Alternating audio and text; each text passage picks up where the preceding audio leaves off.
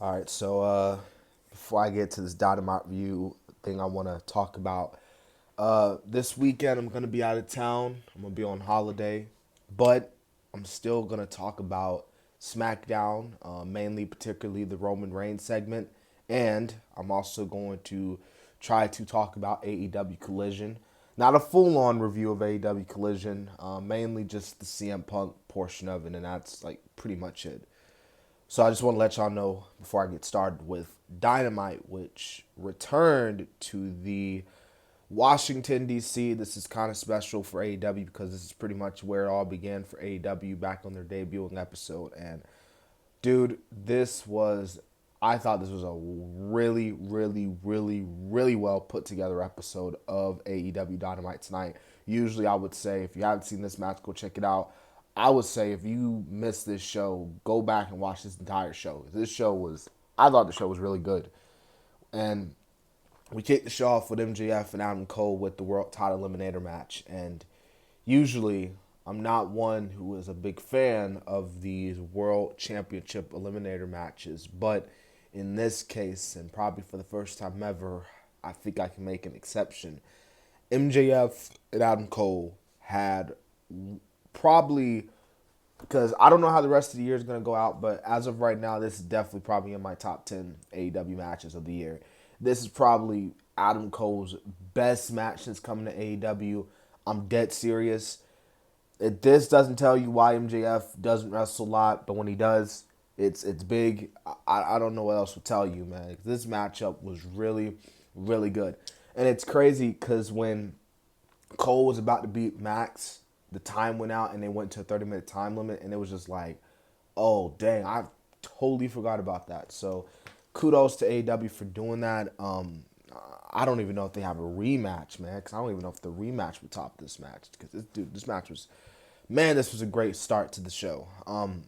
Next, you had, actually, before you had the 8-man tag, you had Sammy Guevara make his return, and then Darby pretty much being like, dude, like, you got to get away from Jericho. And then Jericho's like, dude, like, what happened? Like, you were feuding with MJF and you couldn't even call me or text me. Like, I could have helped you out. We, the JAS, could have helped you out.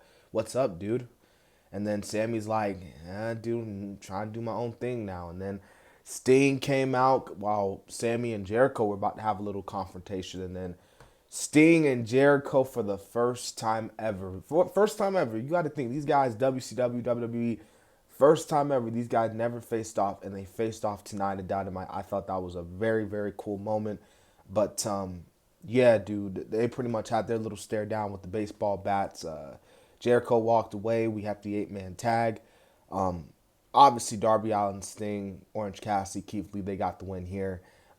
This was a really fun 8-man tag. It was all over the place. It was going crazy. Everybody was getting their spots in.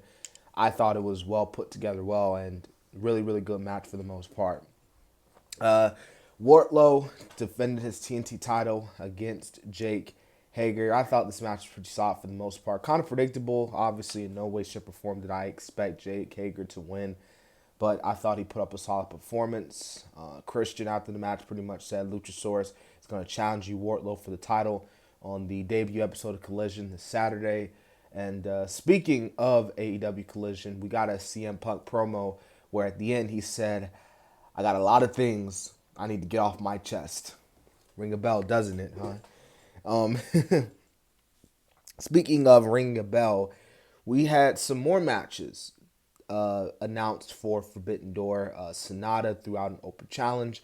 Jungle Boy accepted, so Jungle Boy will challenge Sonata for the world title at Forbidden Door. Orange Cassidy will be defending his international championship against Zack Sabre Jr. And of course, we all know Kenny is gonna fight Osprey, and Okada's gonna fight Danielson, and Tanahashi. Tanahashi challenged MJF to a match, and I'll get more into that when I get into my predictions. But that was one of the matches, like 2 years ago, I predicted like AEW should do. So I think AEW might have watched my video when I dropped that one, but.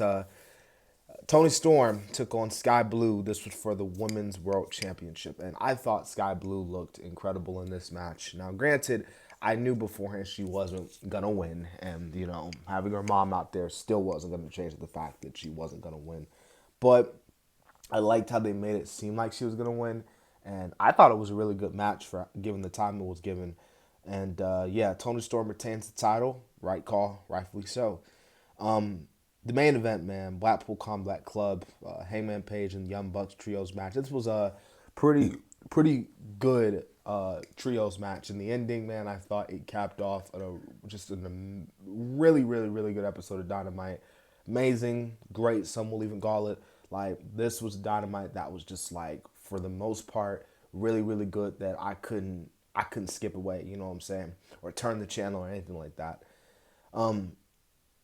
Anyways, I hope you guys enjoyed my AEW Dynamite review.